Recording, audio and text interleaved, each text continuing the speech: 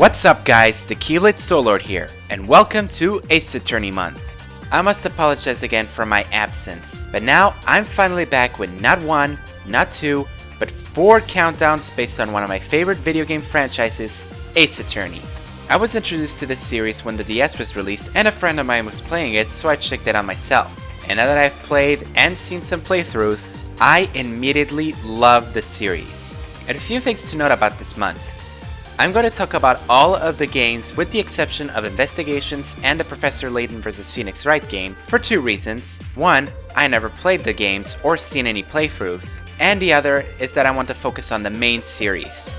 With that being said, I'm going to start Ace Attorney Month with one of the main obstacles and targets of the games, the villains. As you defend your clients to get your not guilty verdict, it's also your job to find out who truly committed the crime and bring them to justice. As for this list, I'm cutting down my top 15 favorite Ace Attorney villains. Time to raise your objections and show them the evidence, because without further ado, the court is now in session.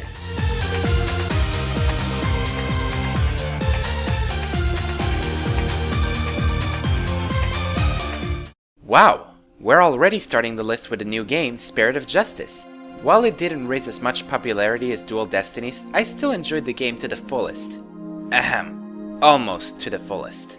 Anyway, Phoenix arrived in Khura'in to see Maya on how she's doing in her training, only to find out that your tour guide has been accused of murder and got caught in a trial without knowing that if the defendant was found guilty, he will also receive the same punishment as the accused.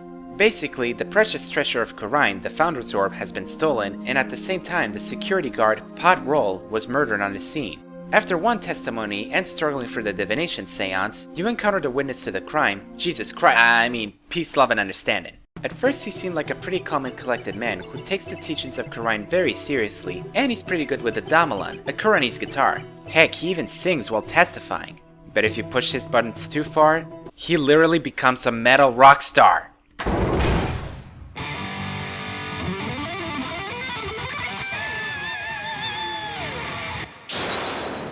Understanding shows his true colors as he shifts to the opposite of what he was. A loud, crass man who's not afraid to insult Phoenix or even Alvi. He's probably the only human character in the series where his speech pattern changes to loud bass drum sounds. And as he testifies and defends himself, he sings while headbanging and playing heavy metal. Thanks to Phoenix's perseverance, it was revealed that Understanding isn't a native to Khura'in and was tasked by the Minister of Justice Inga to steal the Founder's Orb. In fear that the treasure box would be found empty by the security guard who also was attempting to steal it, Understanding killed him in order to silence him and pinned the blame on Albi, who happened to be on the side of the murder. While he's not as crafty as the following villains, he makes this list for the hilarious double personality, his awesome theme, and of course, his breakdown. If you're someone who loves rock and metal, then you're gonna love this guy.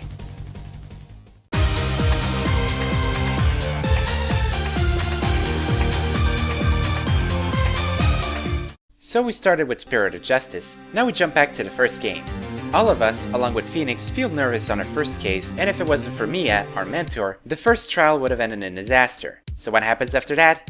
Your mentor has been killed a month later. Who caused it? The master blackmailer of Blue Corp, Red White. If I were to give an opinion on this guy, it's that I never liked him. Red White is the owner of Blue Corp, in which he gathers scandalous information on celebrities, people in finance, and even lawyers and high-ranking prosecutors. He then uses that information to blackmail them to do his bidding, then most of them have been driven to commit suicide. Mia was on his case because she had a grudge on him. It was revealed that he was involved with the DL6 incident, a case that's recurring throughout the first game, and learned from Marvin Grossberg, one of his blackmailed victims, about the police secretly using a spirit medium, who happens to be Mia and Maya's mother Misty Faye, to investigate the murder of Gregory Edgeworth, the victim of the case. Upon learning this, he leaked the information to the press and caused the medium to be exiled from Khura'in village. Learning that she was gathering evidence against his case, Red White killed Mia using the same weapon that was used in the first case, a statue of the Thinker, which happens to be a clock, and pinning the blame on her little sister Maya and even Phoenix on the following day. This guy is extremely egocentric and arrogant that he claims that others are beneath him. All he's ever done in his life was ruining the lives of those he blackmailed. And thanks to Phoenix's perseverance and the quick thinking of Mia, who was channeled by Maya, they forced him to confess to the crime by almost showing the court a list of people that he blackmailed. You don't know how satisfying it is to put this arrogant bastard behind bars, and seeing him on his knees confessing the crime only makes this better.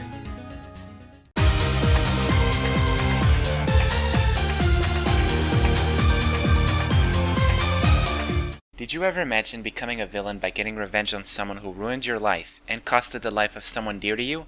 Miney is one of those people.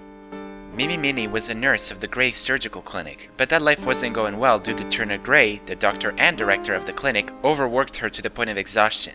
A year prior to the current events of the game, there was a malpractice incident that caused the death of 14 patients, and Dr. Gray blamed Mimi, claiming that she mixed up the patients' medications. After so much attention from the media, Mimi was so emotionally scarred that because of it, she was involved in a car crash with her sister Eni 2 weeks later. Eni died in that car crash and Mimi had her face burned that she had to go through face surgery. She personally asked her surgeons to use her sister's driver's license as a model to reconstruct her face. This was her way to start a new life while posing as her sister Eni and attended college to study parapsychology. A year later, however, that new life was shattered when Dr. Gray came to her and asked her about spirit channeling, as he wanted to channel Mimi to make her write her confession and taking responsibility for the malpractice incident and the car crash as a desperation to save the clinic. Knowing that the channeling will fail and her cover will be blown, she told him about Corain Village and later conspired with Morgan Fay to commit murder and pin the blame on Maya. And the deed was done almost too perfectly. The channeling never happened as she was hiding in a box inside the channeling chamber, and when the time came, Mimi drugged Maya and stabbed Gray, proceeding with hiding Maya into the box and changing to her acolyte clothes. However, Gray survived the stab and attempted to shoot her, but it missed and Mimi finished him off by using his pistol. This plan was put in motion so that later on, Phoenix and Lotta almost mistook Mimi for Maya, who they thought she was channeling her. But thanks to Phoenix's investigations and detecting several contradictions in her testimony, Mimi confessed to the crime as she had enough suffering and just wants things to end. Now this was almost considered a tie between her and Dee Vasquez from the first game, but when it comes down to it, Mimi's a far better villain because she had more reason to kill a doctor who ruined her life, while in Dee Vasquez's case, she did it by self-defense and wanted to protect her studio and the victim. Overall, I feel bad for Mimi. She just wanted to escape her old life. But all in all, she still committed a serious crime, well enough to reach the number 13th spot.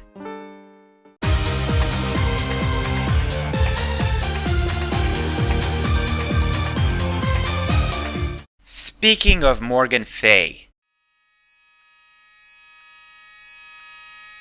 Yes, I think Morgan Fay is more conniving and more devious than Mimi is. Why, you may ask? Her reasons are darker than hers. Morgan Fay is the sister of Misty Fay and the mother of Pearl, as well as the twins Iris and Dahlia. She shows to be quite a strict woman, but also apologetic and has high expectations to visitors of the village. However, she shows to be extremely cold, bitter, twisted, and vengeful.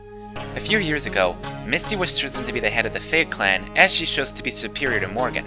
This alone was the reason why her first husband left her, taking Dahlia and Iris with him. After she remarried, she gave birth to Pearl, who happened to have a great amount of spirit power. Unfortunately, she suffered another divorce. From then on, she dedicated her time to raise Pearl in hopes of her taking over the Fay clan by using her own daughter. After Misty's exile and Mia's departure to investigate the roots of the DL6 incident, Maya was the only one to become the head of the Fay clan. So Morgan took her time to be strict to Maya and raising her to be a spirit medium, as she plans to make her disappear and have Pearl take her place. The first time she conspired with Mimi to frame her for the murder, but that failed and she was arrested as an accomplice. But another opportunity came when her first daughter, Dahlia, came along and planned to murder Maya on sight after Dahlia's execution. Morgan would do anything, even during her confinement, to have Pearl to be the head of the Fay clan so that she could rule it by using her. However, we will never see that happen. Because one, Pearl is too innocent and too adorable to conspire against her favorite cousin, and because Phoenix managed to stop her and her accomplices from attempting to take Maya out of the picture. Sorry Morgan, but it's game over for you.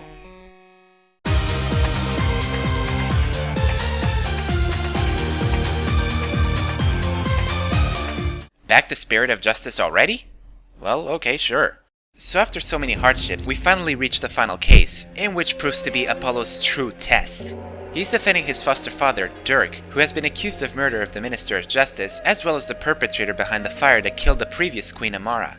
And I'll have to say, Queen Garan is no easy villain to beat. At first she seemed to be a wise, kindly, noble queen, who's also a bit cold towards defense attorneys since due to her sister's death being caused by one. At least that's what she said, so she doesn't hold back on capturing Dirk on the spot when he was seen in the scene of the crime. So Apollo decided to defend him in court. However, you're not facing Nayuda, the main prosecutor of the game. This time, you're facing against the current queen, Queen Garan, who has been known to be a prosecutor back then, and she turns into...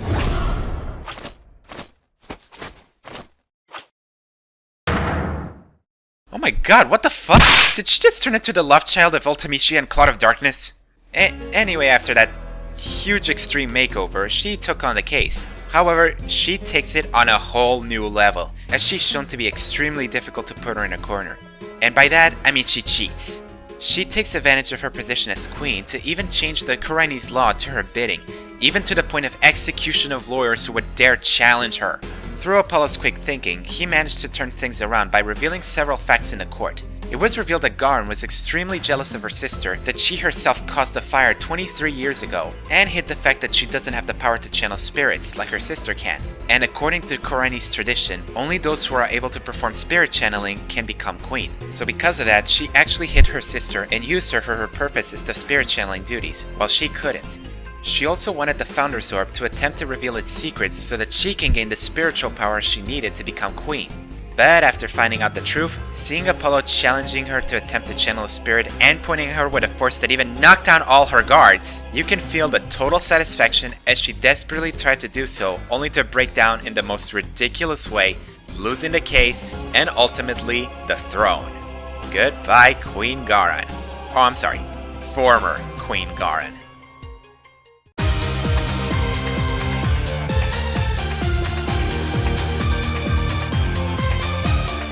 Every attorney has to study law before becoming a judge, prosecutor, or lawyer, and there's no place better than Themis Legal Academy, a high school for young students who wish to become as such.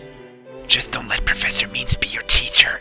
At first glance, Aristotle Means appeared to be a benevolent teacher who's interested in seeing justice prevail, always giving students some good pointers, his famous quote, "The end justifies the means," and his...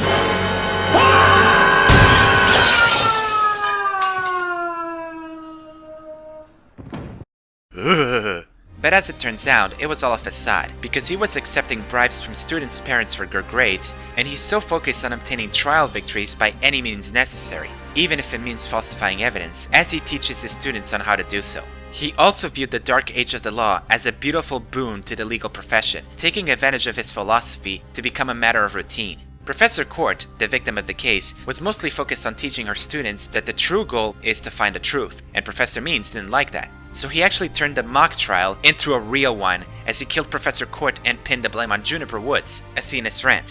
He does expect to act calm and collected, even when testifying in court, but after Athena begins to corner him, he drops his friendly self and turns into an aggressive and brutal teacher that doesn't hold back against his students, and pointing out Athena's earlier mistakes in court.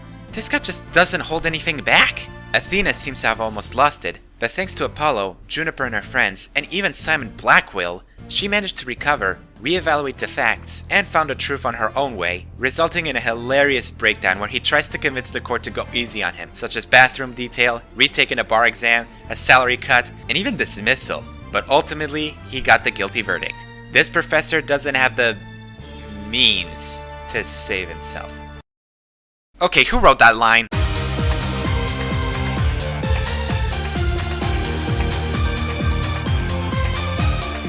Well, on to the next number. Who is it gonna... Sorry, my shoe was untied. Anyway, Furio Tigre.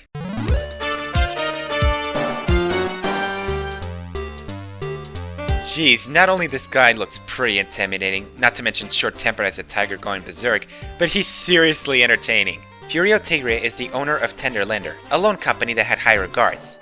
If you manage to pay back the money you owe them, because otherwise the tiger will come at you. However, this guy wins several points for his entertaining aspects. He has a certain lack of intellect, thus he tends to rely on intimidation, to the point of even roaring to scare his clients and even the people in court. In Recipe for Turnabout, he poisoned Greg Elk, one of his clients, to obtain the CD containing a virus and a winning lottery ticket so he could pay off his debt to the crime lord, Bruto Caraverini, as he was responsible for his daughter's car accident a few months ago. He then proceeds to reenact the crime by posing as the victim and have someone witness it to pin the blame on Maggie Bird, who happens to work there. Not only that, but to make sure she took the blame, he disguised himself as Phoenix Wright, complete with a cardboard attorney's badge, and defended her, only to have him fail miserably and intentionally to give her the guilty verdict. It was only a month later that Phoenix heard about this and decided to have a retrial to fix this mess that Zin Elf, who Maya calls the fake Phoenix, has done. It surely wasn't easy to pin the blame as he constantly roars in court, scaring Phoenix, Maya, and even a judge, forcing them to hide under their desks. Like me. With Phoenix's quick thinking, he tricked him by bluffing that the poison was in his ear medicine, but he laughed and corrected him in complete detail about how he did it. This was so hilarious and so satisfying that once he realized what he did, he let out a huge roar that caused the court's lights to go out.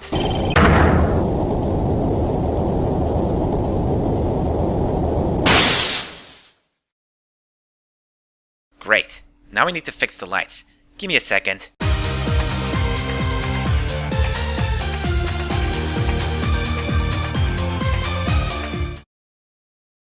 Phew, okay, back on topic.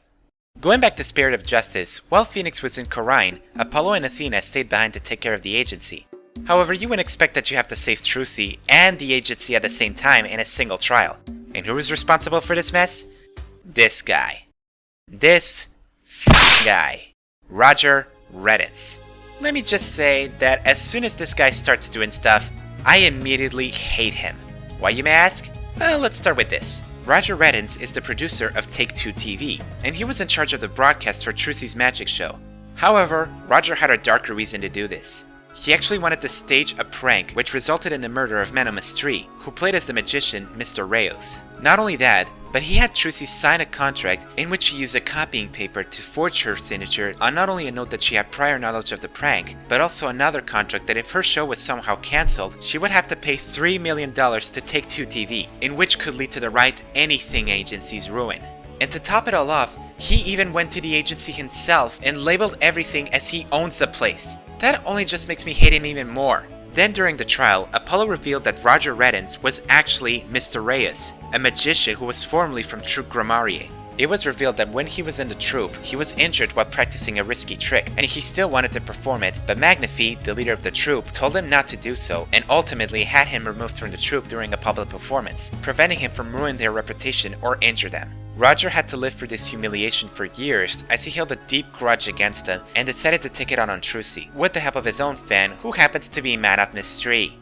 Allow me to say this again. He sacrificed the life of his longtime fan to get Trucy out of the picture. And all that because of what happened 13 years ago. I ultimately hate this guy for what he did. But that's what makes him a good villain, that seeing his breakdown not only was satisfying, but also all worth it to finally put this bastard behind bars. No one makes Trucy suffer like this and gets away with it!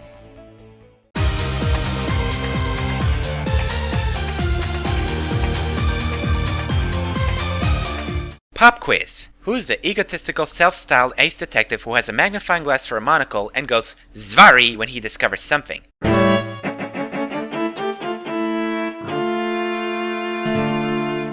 Yep, Luke Adme, everybody. No, this guy is named Luke Adme. Luke Adme is a detective and arch-nemesis of the master thief, Master Mask. He's incredibly eccentric, egotistical, and an attention-seeking man who loves to boast about his deductive skills and courage. Even his office shows how incredibly narcissistic he is. But underneath that egocentricity and cockiness was a cold, manipulative, and intelligent individual. It's revealed that Adme was actually a blackmailer as he found out the true identity of Master Mask, Ron the Light, and blackmailed him into giving the only artifact that he stole and even forced him to steal 3 more items as he posed as the detective for every theft that happened. Kane Bullard, the CEO of KB Security, found out about Adme's secret and attempted to blackmail him by threatening to expose the secret to the press. Adme said screw that, killed Bullard, and blackmailed Ron the Light to pin the blame on him as Adme posed as Master Mask in the museum to steal the secret urn of Amy Faye, a recurring item from the previous game.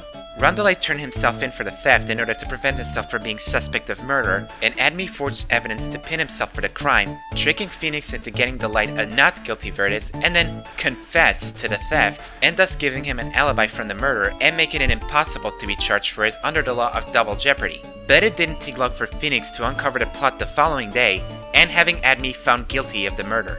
Seeing Adme laugh hysterically at its utter defeat in court was so hilarious and at the same time so satisfying.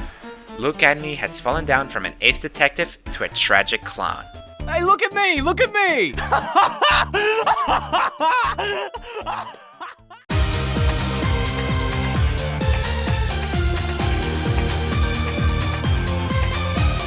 Throughout the cases of Dual Destinies, everyone was in despair.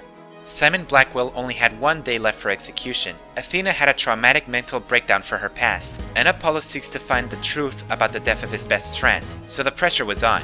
After so many hard moments of uncovering the dark truths and managing to get everyone safe from being true culprits, you find out the detective was behind it all! I never really was on your side. Yes, this whole time, Bobby Fulbright, the friendly justice-loving detective that you know and got along with throughout the whole game, turned out to be the true culprit of not only the UR-1 incident, but also the death of Clay Turan, Apollo's best friend. After finding out that the real Bobby Fulbright died a year ago, you reveal who is this imposter. The highly skilled international spy, the Phantom.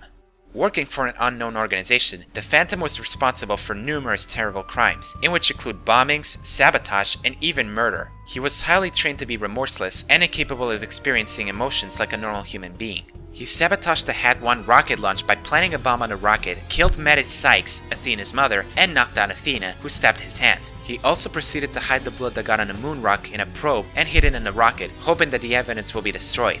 However, that plan was foiled as the astronaut Solomon Starbuck safely sent the probe with the capsule in outer space as it never exploded. 7 years later, under the disguise of Detective Fulbright, he had another chance to destroy the moon rock in hopes of never getting his identity out. So he threatened the director to cancel the launch, planted bombs in the main building and on a rocket, and even activated the bombing on the courtroom where Apollo was defending Starbuck for the murder of his friend. But even after finding out his motives and uncovering the truth, the Phantom didn't give up as he kept ripping out mask after mask, even to the point of posing as Phoenix. But hope was back on our side, as it was thanks to Apollo's bracelet and Athena's mood matrix that Phoenix discovered what the Phantom feared the most: the fear of being discovered. After watching the most epic finger-pointing moment from Phoenix, Apollo, and Athena at the same time, you get to see the Phantom scream in panic as he starts tearing out mask after mask until he was shot by an unknown sniper. Wank about your head, wanker! You don't know how satisfying that was for finally putting down the guy who caused this whole mess.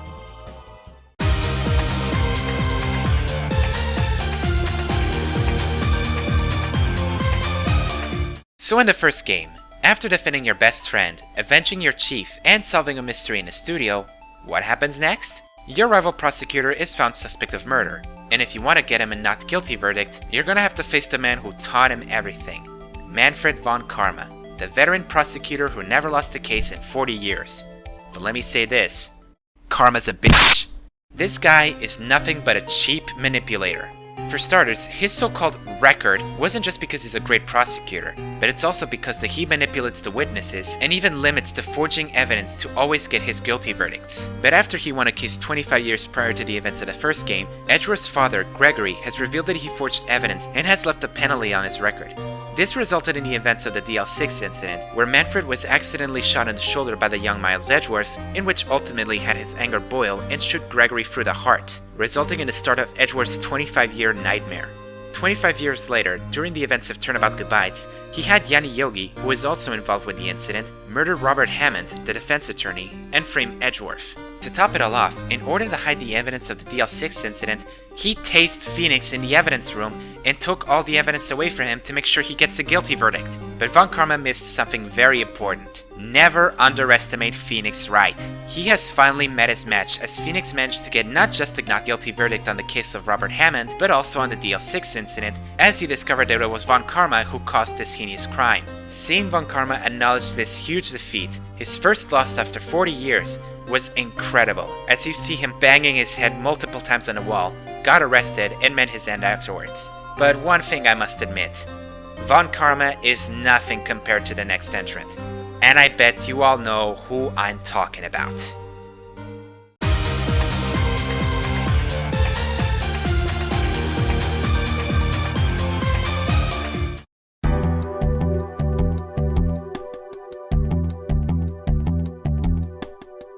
This guy.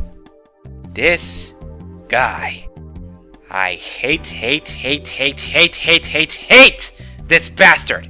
If you remember my top 15 most hated characters in video games, then you should know by now why do I hate this guy. But despite all my hate, he's actually one of the best villains in the series. Looks like I'm gonna have to explain it all again. Christoph Gavin is a defense attorney who wanted to win the case where Zach Gramaria was found suspect of murder of his master, as he intended to use a forged piece of evidence which Vera Meshem, who was a little girl, made it. However, Zach denied Christoph's offer to defend him as he beat him in a game of poker, so he instead hired Phoenix Wright. Christoph felt cheated out of his quest for glory, so he decided to ruin Phoenix and Zach. He had Trucy hand over the piece of evidence to Phoenix and lied to his brother Clavier about Phoenix's intention to use that piece of evidence in court. This resulted in not only the disappearance of Zach Gramaria, but also the loss of Phoenix's badge.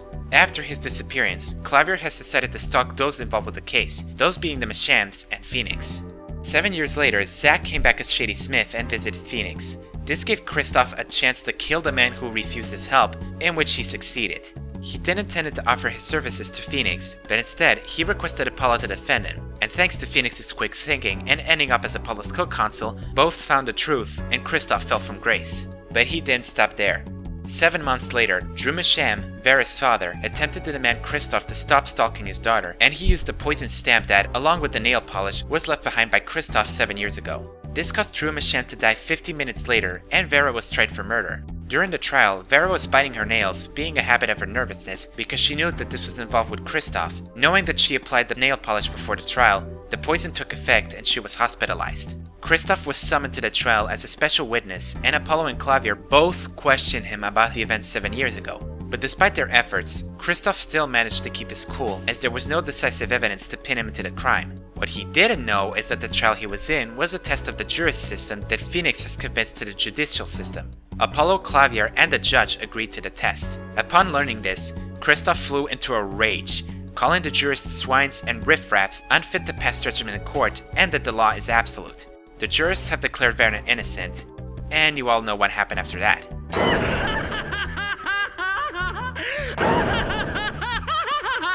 So despite me hating him, he's still a crafty villain, well deserving of the number 4 spot. That's right. I am Kira.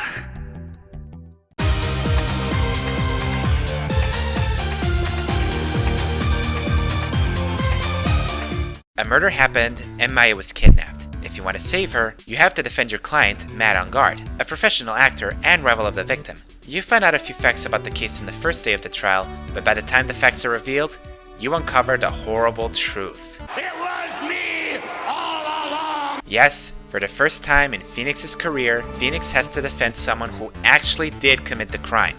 Well, not directly. Matt on Guard and Juan Corrida have been rivals ever since an unfortunate suicide of Celeste Impax. Their rivalry lasted for 2 years, as both of them portrayed as children's heroes, On Guard being the Nickel Samurai and Corrida being the Gemin Ninja.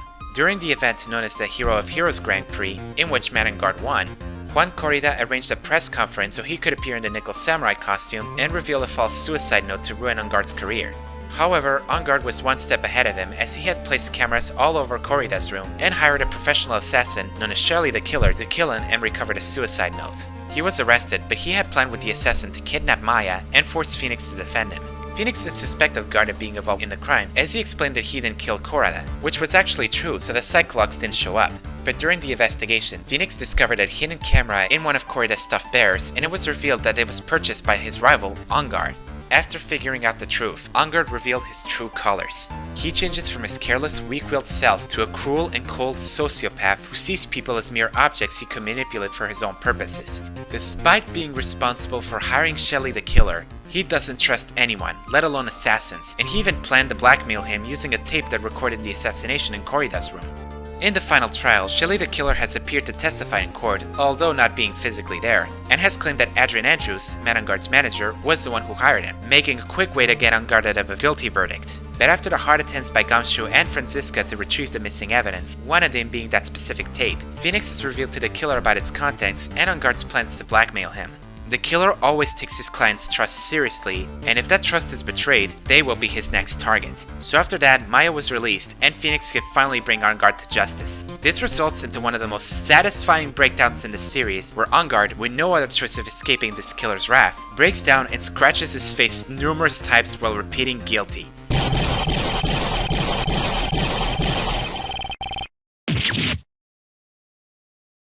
Justice is served at last.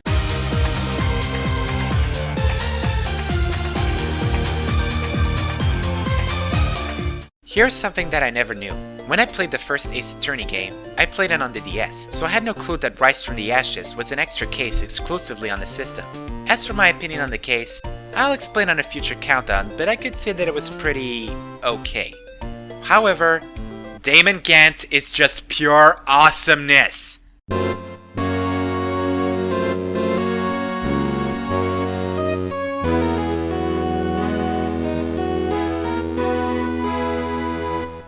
Oh my god, this guy.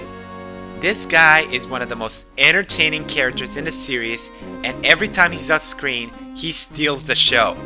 Damon Gant is the district chief of the Los Angeles Police Department. He's a really respected leader of the force, and he's jovial and a bit eccentric. But that's what makes him so likable. Giving pet names to people such as Rido, Wardy, and Udgy, recommends them swimming sessions, and of course, that stare. That freaking stare. Every time he does that, the game feels like it's paused, only to be followed by something funny, such as him laughing or calling pet names. So what makes him a great villain though? Well, let's start from the beginning. Before becoming District Chief, Gant and Lana Skye, Emma's older sister, were an incredible team of crime solvers, solving every case almost flawlessly. It's no wonder they were nicknamed the Legendary Duo. That ended horribly in the SL9 incident, where Joe Dark, a mass murderer, was tried for the murder of Neil Marshall, a prosecutor during that time. However, Neil Marshall wasn't killed by Dark, but by Gant himself. During the incident, Neil Marshall and Joe Dark were fighting against each other and both of them were lying unconscious. Gant took advantage of the situation to further his career in control, so he used a cloth that had Emma's handprint on it and proceeded to impale Marshall on a ceremonial suit of armor, and wrote Emma's name on a jar and broke it. In fear of her sister being the culprit, Lana has begged Gant to cover the crime scene so that she could save her sister, then move the body and the unconscious Dark into a room and place the knife on his back, which resulted in Dark being blamed for murder and then executed. 2 years later, Bruce Goodman, a detective of the incident, has decided to reinvestigate the incident as he had doubts about what truly happened to the case and talked to Gant about it in the evidence room. In fear that the secret behind Dark's conviction would be revealed, Gant used Dark's knife to kill him and had Lana help to cover the crime. This resulted in Lana being caught by former detective Angel Starr and accused of murder. Pinning the blame on Gant for the two cases wasn't easy, as he was the district chief of police, but thanks to the efforts of Phoenix and Edgeworth, giving their all into finding the truth, we get to one of the most unexpected and hilarious breakdowns ever.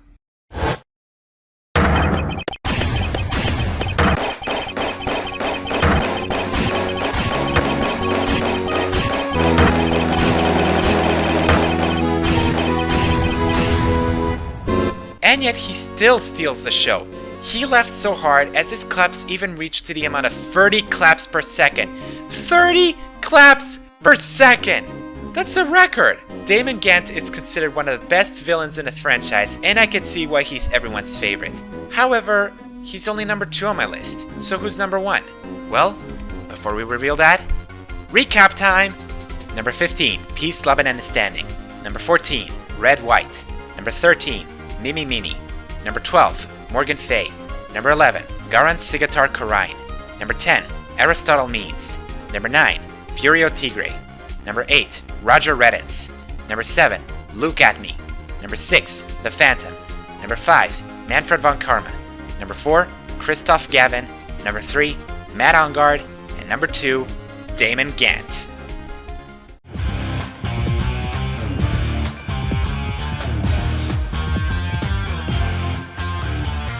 So, I bet you're all wondering, if Damon Gant isn't my number 1 villain, who is then? Well, unlike any of the previous villains on my countdown, number 1 has done more than just one horrible thing. This criminal has made many people suffer, in which most of them ended up dead or suffered traumatic experiences. But the one thing that tops all other villains is that this one has managed to do it alive and dead. Prepare to meet the villain that caused chaos in Trials and Tribulations.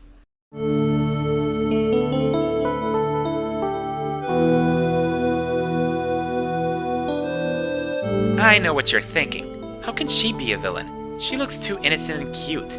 Well, here's my response. Don't let her cuteness fool you. Dahlia Hawthorne is the devil in disguise. Dahlia Hawthorne was a student at Ivy University, which also happens to be the same place where Phoenix studied to become a lawyer. She may appear beautiful and innocent on the outside, but underneath it hides a terrifying and almost demonic woman who cares about nobody but herself and always looks at others, even family and friends, as nothing but trash. She's also the daughter of Morgan Fay along with her twin sister Iris. After her father's divorce with Morgan, he took Dahlia and Iris with him. Dahlia then had her father give Iris away to the Hazakura temple. From then on, Dahlia has started her endless criminal deeds. Let me run the checklist of what she did. She tricked Terry Falls into stealing her father's diamond and staged her death in order to get him evicted, killed her sister 5 years later to prevent her from finding the truth, took advantage of false trust to force him to poison himself during the trial, poisoned Diego Armando and got him stuck in a coma, electrocuted Doc Swallow, her ex-boyfriend in the university, and even attempted to kill Phoenix by poisoning his cold medicine. Unfortunately for her, Mia Fey was there to defend Phoenix on trial and expose her as the killer she was. But even after she was found guilty, she vowed revenge on Mia as she was convicted and sentenced to death. However, that wasn't the end for Dahlia.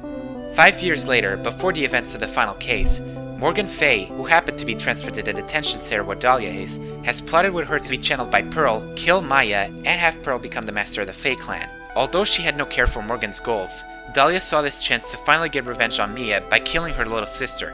After that, she was hanged. 1 month later after her execution, Dahlia and Morgan's plan was set in motion, but it was prevented by Godot, Iris, and Elise Dukesman, who happened to be Misty Fey in disguise. Dahlia was channeled by Misty to prevent Pearl from channeling her and proceeded to attack Maya in the inner temple, only to get stabbed by Godot, which resulted in killing Misty. Iris was tried for murder and Phoenix took the case. As Maya was still trapped in the inner temple, she sought Mia's help and followed her instructions, and decided to channel Dahlia before Pearl could manage to do so, not knowing that she would end up killing Maya if she did. While Dahlia was channeled by Maya, she took advantage of the earthquake and switched places with her sister Iris and locked her in the sacred cavern, where Maya was trapped. She even posed as Iris and framed Maya for the murder of her mother and bluffed that she committed suicide after learning what she did. However, Phoenix found out that Dahlia didn't know who was channeling her, and Mia, who Pearl channeled, has revealed that it was Maya. After that, with full satisfaction, Mia began to taunt Dahlia, mocking her for the disaster murders attempts and calling her a failure. We then lead to one of the most epic breakdowns in the series.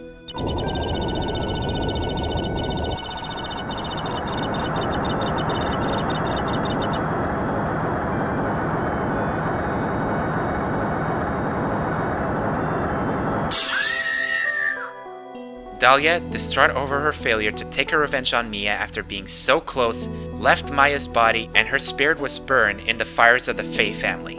Out of all the villains of the Ace Attorney series, in my opinion, Dahlia Hawthorne is by far the most dangerous, even after death. That is why Dahlia Hawthorne takes the spot as my #1 Ace Attorney villain. This is the Keyblade Soul Lord, and coming up next, we get to meet my favorite Ace Attorney characters. Stay tuned!